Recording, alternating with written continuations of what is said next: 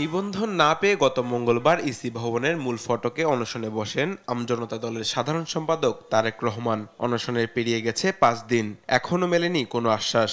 এরই মধ্যে অসুস্থ হয়ে পড়েছেন জুলাই আন্দোলনের অন্যতম এই যোদ্ধা। আমার স্পষ্ট কথা, তারা প্রথমবার 3টা উপজেলা পেয়েছিল, পরবর্তীতে 82টা উপজেলা তদন্ত করার পরে কেন স্থগিত করলো?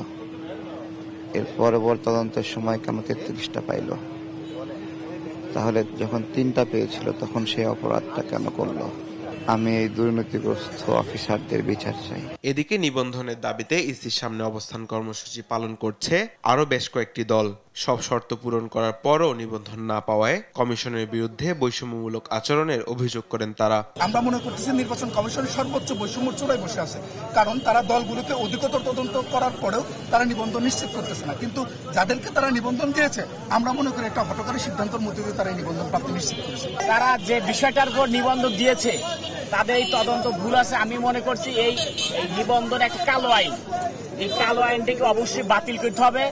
না যে সমস্ত 144টি দল আবেদন করেছে ব্যবসায়িক ট্রেড লাইসেন্সের মতো আপনার নিবন্ধন দিলে সমস্যাটা কোথায়? তার ইচ্ছা সে দিবে না।